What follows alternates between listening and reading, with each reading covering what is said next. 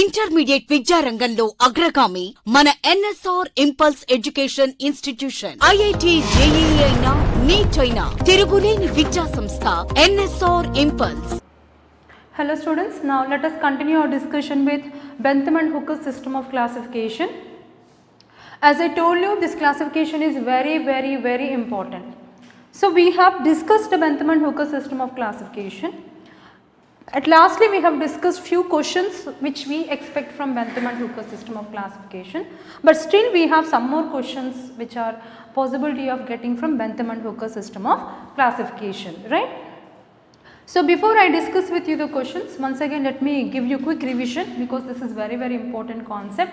So I expect all juniors make sure that you practice this on a white paper, very important concept in taxonomy chapter. So you have to remember the classes, subclasses, series and all that. So what I suggest you, on the day when you have the class, guys, make sure that you take one white paper and try to practice classes, subclasses, series, and look at as soon as you complete reading and understanding and writing without seeing the concept, as soon as you complete the concept, see where are the possibility of getting the questions. If you complete total concept, if you can complete all types of questions of possibility of getting in the middle of the concept, then your preparation for Bentham and Hooker's will be completed, right? So here make sure that Bentham and Hooker's you need to practice and thoroughly, because again I am telling you this is very important. You guys need to practice on the same day, then it becomes very important, right? Yeah. So let us see now what are the possibilities of getting the questions. What are the possibilities of getting the questions?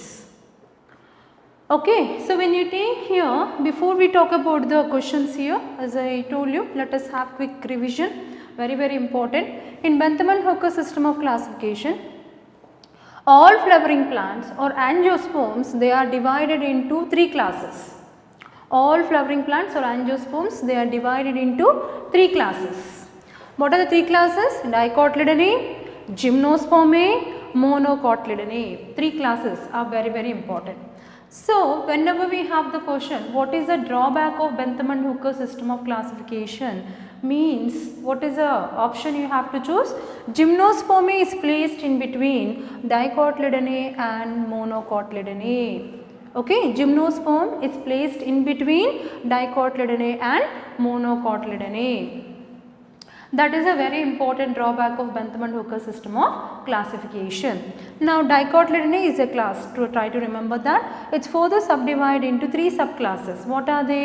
Polypetalae, Gamopetalae, Monoclamidae. Polypetalae further divided into three series. Polypetalae, what are the three series? Thalamiflorae, Disciflorae and Calciflorae. Now if you take Thalamiflorae, it's further divided into 6 cohorts. Disciflorae further divided into 4 cohorts. Calciflorae further divided into 5 cohorts. So when you see, the total number of cohorts will be 6 plus 4 plus 5, 15 cohorts will be there for Polypetalae. So the question possibility is, I am giving the first question, total number, better you can write down a total number of cohorts in Polypetalae. What are the total number of cohorts in Polypetalae? So we find altogether 15 cohorts. How many cohorts we find? Altogether 15 cohorts. So total number of cohorts. Next is, when you look at next question, total number of cohorts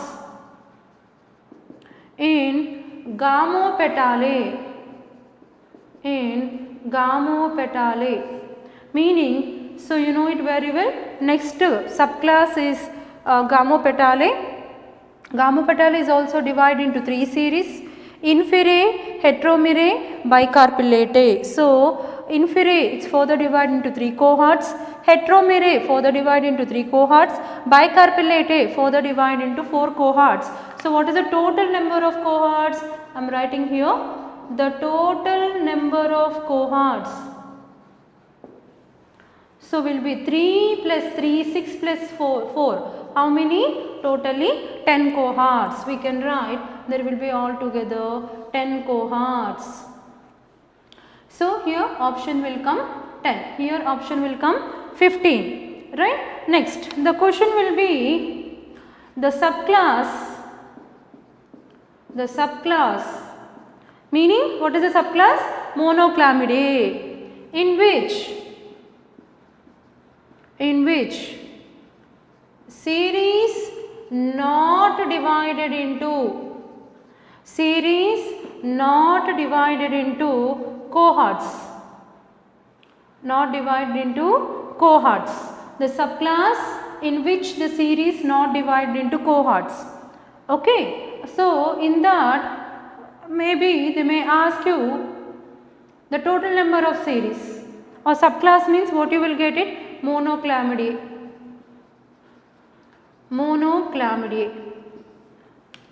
So in the same subclass, maybe the question is number of series will be, how many number of series?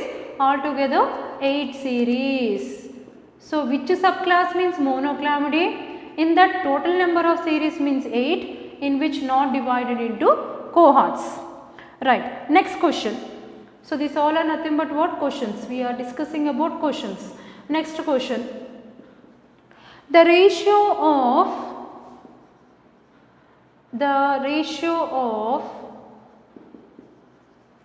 number of series between 3 subclasses of dicotyledonate. 3 subclasses of dicotyledonate.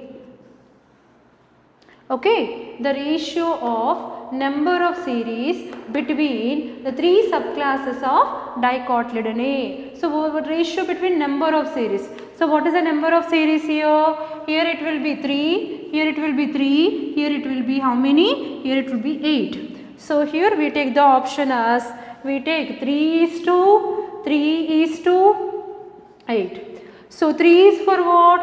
3 is for polypetalae, 3 is for gamopetalae, and 8 is for monoclamidae. 8 is for monoclamidae. So as per the question, you have to choose the option 3 series, 3 series and 8 series. Now let us see further the questions. Now if you look at, let us see the further the question.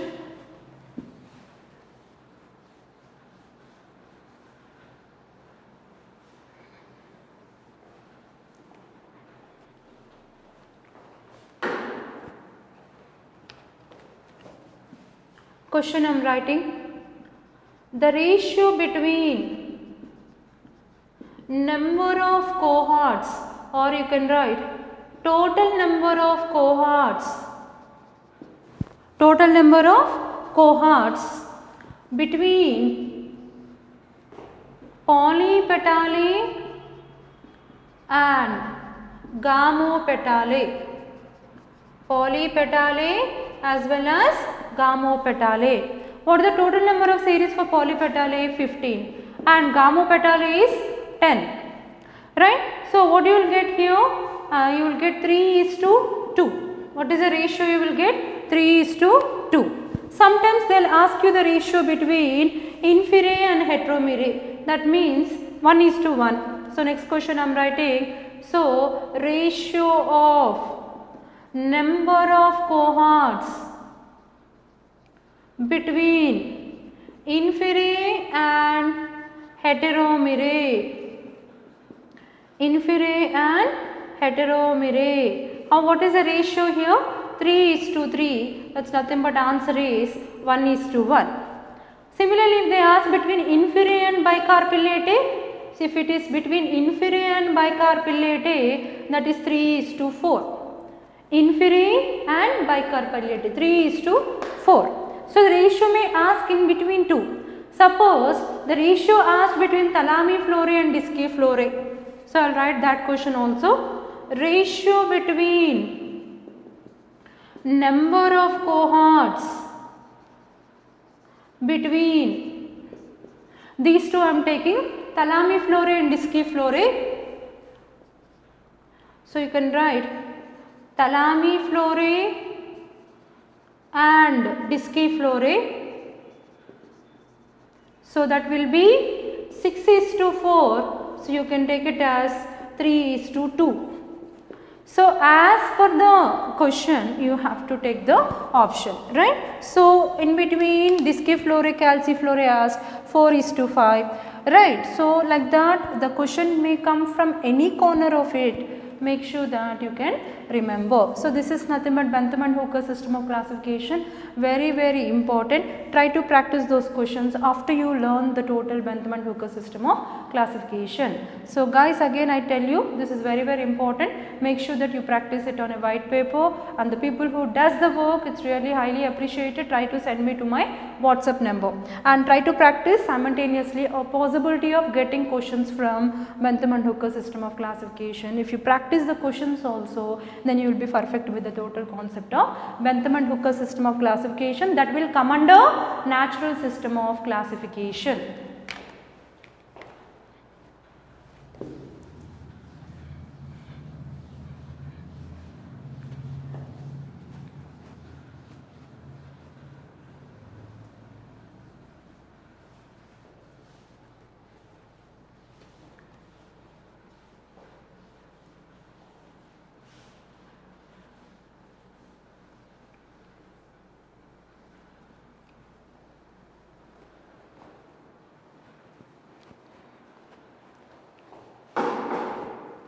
Now, according to Bentham and Hooker system of classification, all flowering plants are divided into,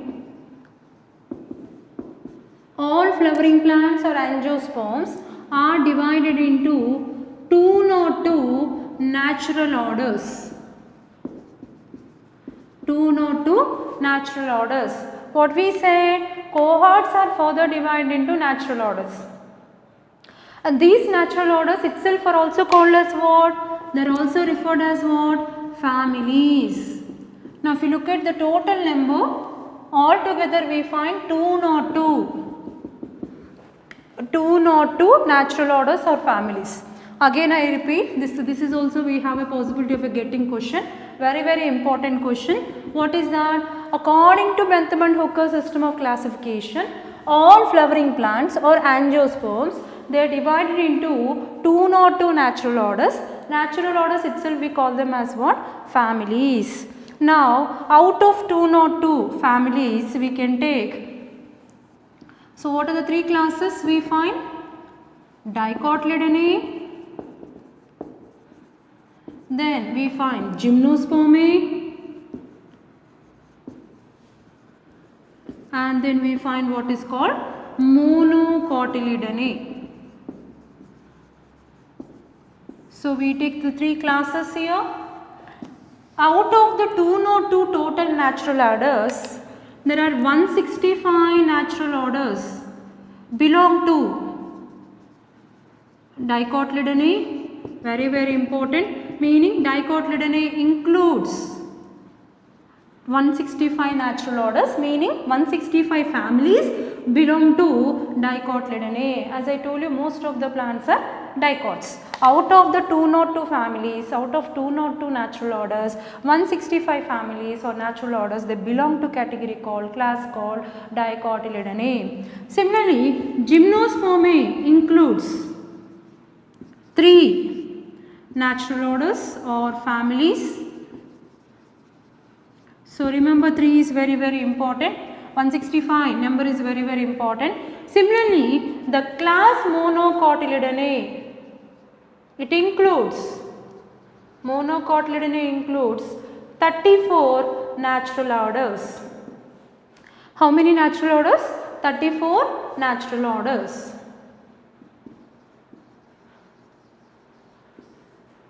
Right? So here if you take 169 and then 70, 172 plus 30, correct, 202, right? So if you add all these three, you will get 202. So try to remember, very important. According to Bentham and Hooker system of classification, all flowering plants or angiosperms are divided into 202 natural orders or family. Very important. Out of 202, we find three classes. What are the three classes? Dicotyledonnae, Gymnospermae and Monocotyledonnae. Out of 202, Dicotyledonnae includes 165 natural orders. Very important to remember.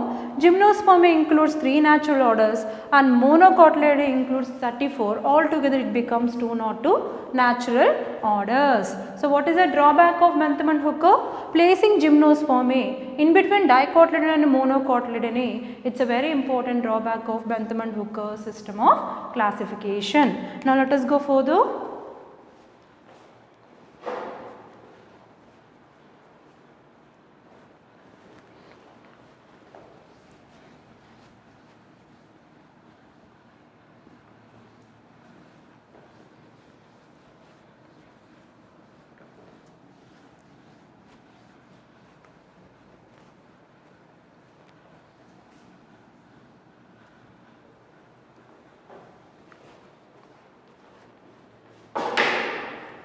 Let us include the third one, phylogenetic system of classification.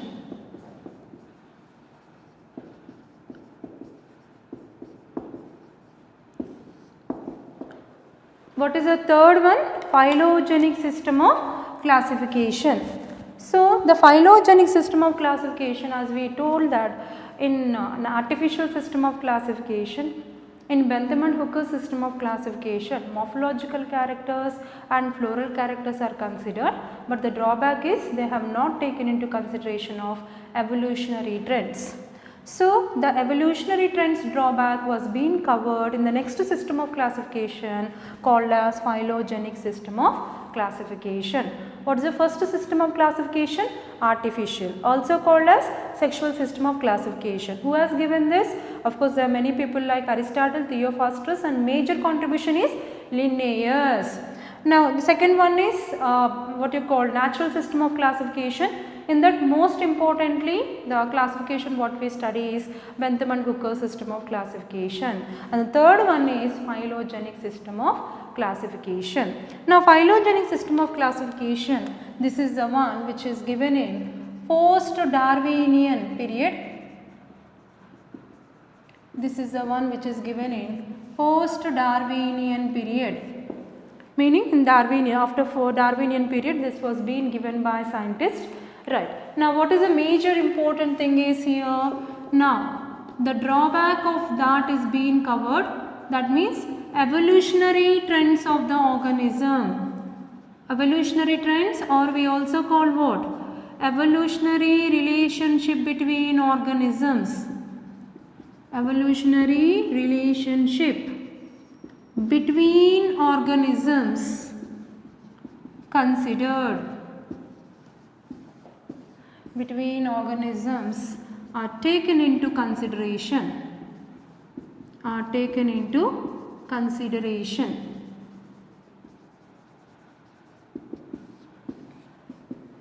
Right? Are taken into consideration. Evolutionary relationship between organisms are taken into consideration. So this is a drawback of natural system of classification is being covered in phylogenetic system of classification, in that evolutionary relationship between organisms is taken into consideration. So when you talk evolution, so what is the meaning of evolution here? Now in this, it includes evolutionary trends, evolutionary trends. What they include? Evolutionary trends, they include primary and advanced characters.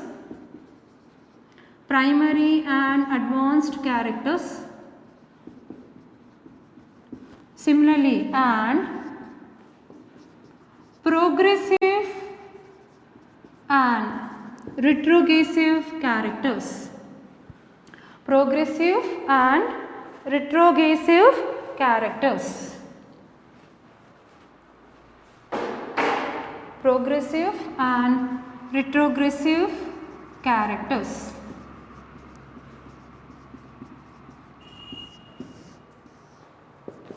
Okay, progressive and retrogressive characters, primitive characters and advanced characters.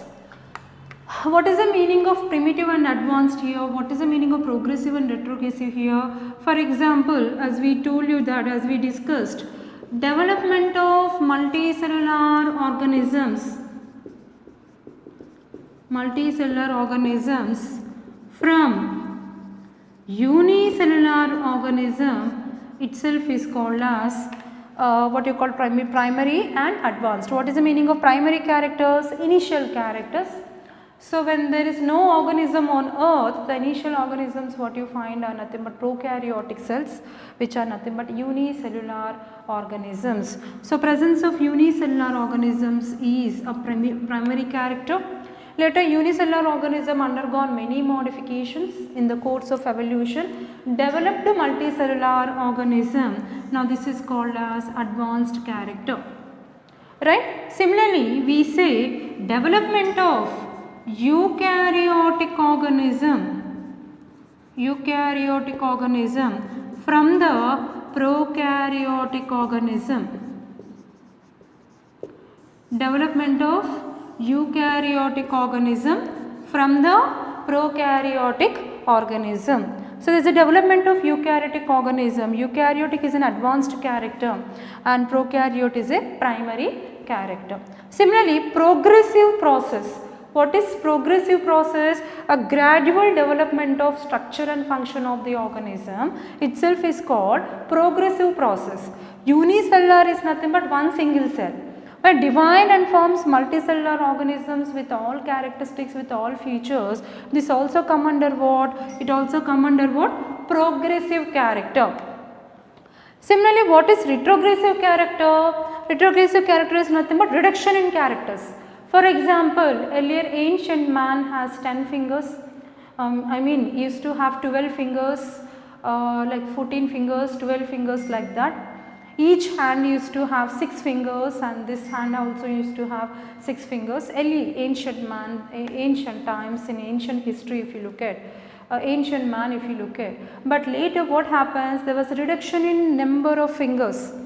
So slowly 7 fingers or 8 fingers each hand used to have. Slowly that got a decline in number of fingers. The character got retrogressive character, means it reduced in number of fingers.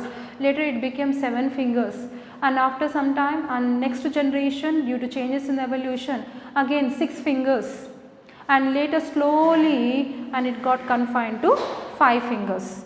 Now here and there even now you can see few people will be having 6 toes and or sometimes 6 fingers, right. 6th finger it got reduced in character.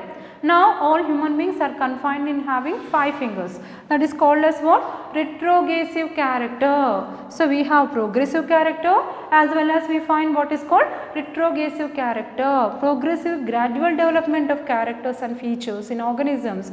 Retrogressive means gradual reduction in number of organisms will come under retrogressive characters. So these all will come under what? Evolutionary trends or evolutionary relationship between organisms. That's a main criteria taken into consideration in phylogenetic system of classification. Let us continue further.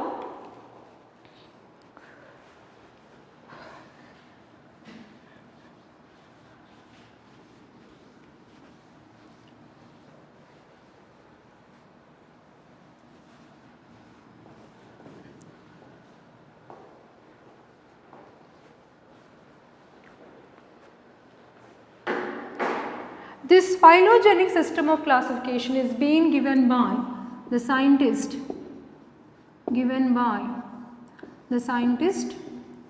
Engler and Frankel. The two scientists who has given this system of classification. Who are they? The two scientists Engler and Frankel are the two scientists who has given a phylogenetic system of classification and they have written the book on this. What is the name of the book they have written? Die Nature Lichen. See the pronunciation. Die Nature Lichen Flagen Familiae. Familian. Okay, what is the name of the book written by Engler and Frankel? They have written the name of the book. Look at here the pronunciation. Die, nature, lichen, flangen, familien. It's nothing but the name of the book written by the two important scientists Engler and Frankel. In this book they described about a phylogenetic system of classification. Later there was another scientist, Hutchinson, J. Hutchinson is a scientist who also has written about the book name called. So here he has written about the book name called Families of Flowering Plants. Families of Flowering Plants. Families of flowering plants. Okay, so there is a scientist called J. Hutchinson. So very important, you have to remember about the name of the scientist. Okay, so he is also the one who has written the book name called Families of Flowering Plants. In that also there is a description about the phylogenetic system of classification. So regarding phylogenetic system of classification, the foot goes to the scientist of Engler and Prandtl. Very important. I kept the star mark. You have the possibility of getting the questions on even on these points. So Engler and Prandtl, in which book they described about the system means Die, Nature, Lichen, Flangen, Familien. And another scientist J. Hutchinson, who also has written the book name called Families of Flowering Plants. In that they described about phylogenetic system of classification. And there is another very important point. So they may be expected as in the form of a question. So whenever the question is when largest what you call as largest phylogenetic system of classification if you take, that is angiospermic. Okay, angiospermic phylogenetic group or system. So largest phylogenetic system when you take largest phylogenetic system, whenever if you get this question, latest or least what you call, sometimes you will get it in the question, latest or recent. Sometimes they will add in the question, they will say in the question latest or recent. A largest, what you call largest phylogenetic system means what? Means you have to remember APG. What is APG here? The largest one is nothing but angiospermic phylogenetic group or system. Angiospermic phylogenetic group. This is nothing but the largest phylogenetic group of system. Why? Because angiosperms are considered as the largest in number. Most of the plants they give flowers, so flowering plants are large in their number of distribution. That's why whenever you talk about largest phylogenetic system, recently identified is nothing but APG. APG is nothing but angiospermic phylogenetic group or system. So in phylogenetic system of classification, 3 points are very important. So I repeat again, phylogenetic system of classification is given in post-Darwinian period. It speaks about evolutionary trends or evolutionary relationship between organisms, which includes primary and advanced characters, progressive characters and retrogressive characters. And this system was described in 2 books, and one of the book written by the 2 scientists Engler and Prandtl. What is the book? Die, Nature, Lichen, Flangen, Familien. Another scientist J. Hutchinson, who has written the book Families of Flowering Plants. In these 2 books they have description about phylogenetic system of classification. And whenever we get the question that which is the largest phylogenetic system of classification means, try to remember APG, that is angiospermic phylogenetic group or system. Very important, right?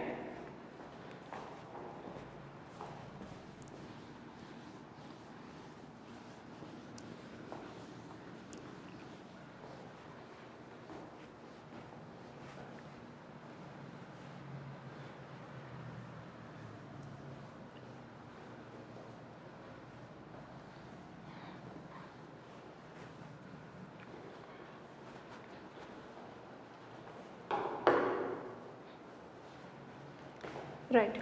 So when we have taxonomy, so taxonomy is classification of organisms. It always speak about classification of organisms. Okay. So when you take the classification of organisms, so here the taxonomy includes, it includes different branches of studies, different branches of studies. What is the meaning of this? So taxonomy itself, what you call define this, the taxonomy itself is defined as the branch of science which deals about classification of organisms. So this is one of the main branch given by Carolus von Linnaeus, who is called father of taxonomy.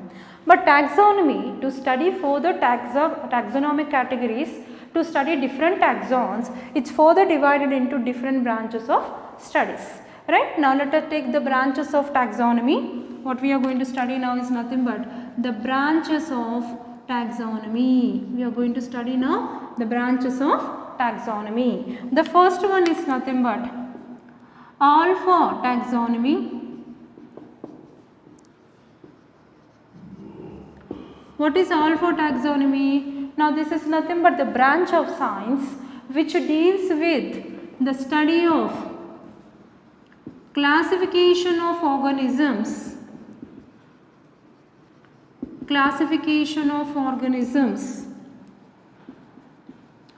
based on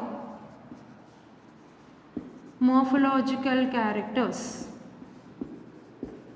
based upon morphological characters. So this is very, very important. Purely based upon morphological characters, if you classify the organisms into different taxons, then it is called as alpha taxonomy. Important, you have to remember.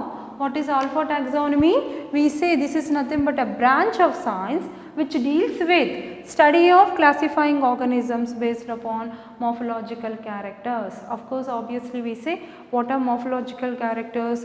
Root, stem, leaf are called as morphological characters. If you take the plant, look at the vegetative characters like root, stem, leaf.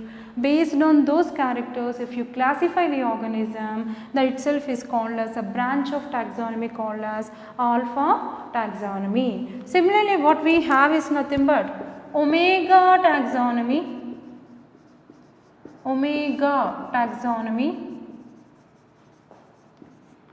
So here omega taxonomy says it is a branch of taxonomy which deals with study of classification of organisms,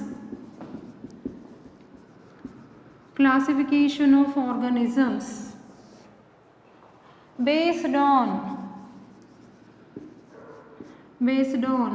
cytology, embryology, palynology, right, including serology, right, and about genetics and all that, right. Of course, along with morphological characters, then it's said to be as what? Omega taxonomy. So I repeat again. So here omega taxonomy means here, no doubt it's a branch of science of taxonomy which deals with in classifying the organisms into taxonomic groups or taxonomic categories based on cytology.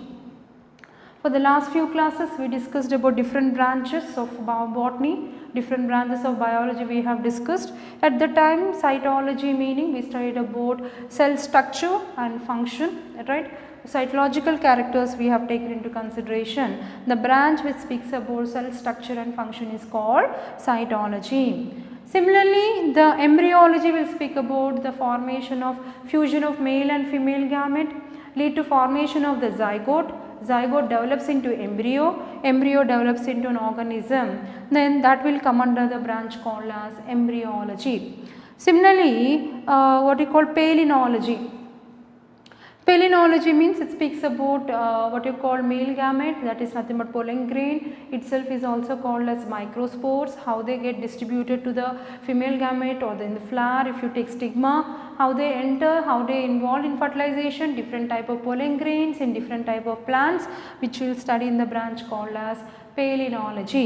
Similarly, serology. Serology also speaks about the distribution of pollen grains from one area to other area. So, this is nothing but serology, and we take into consideration of all the characters of study of the total organs of the plant along with the morphological characters. So, that means this mainly speaks about floral characters and molecular level of the basis of the tissue and the cell, and how external processes are involved in fertilization like development of zygote and embryo. So, these all are nothing but what we call floral characters, or we call sexual characters. Not only this, along with the morphological characters, when all characteristics are taken into consideration for the study of classification of organisms, that itself is called as what? Omega taxonomy. So, we studied about different branches. What are the different branches includes? Major one is alpha taxonomy. Most earlier classifications are purely based upon looking the morphological characters. For example, let me tell you, Solanaceae, stem will be hairy. So, when stem is hairy, mostly they will keep in the family called Solanaceae. Purely morphological characters when you take, it is called alpha taxonomy. What is omega taxonomy? It speaks about classification of organisms taking into cytology, embryology, palynology, serology, means other characteristics of the plant including morphological characters, that is called as omega taxonomy. So, this one will come under major branches of taxonomy. We also have further some more branches we will discuss in continuation of this class. Intermediate విద్యారంగంలో అగ్రగామి మన NSR impulse education institution. IIT JEE అయినా neat అయినా తిరుగులేని విద్యా సంస్థ NSR impulse.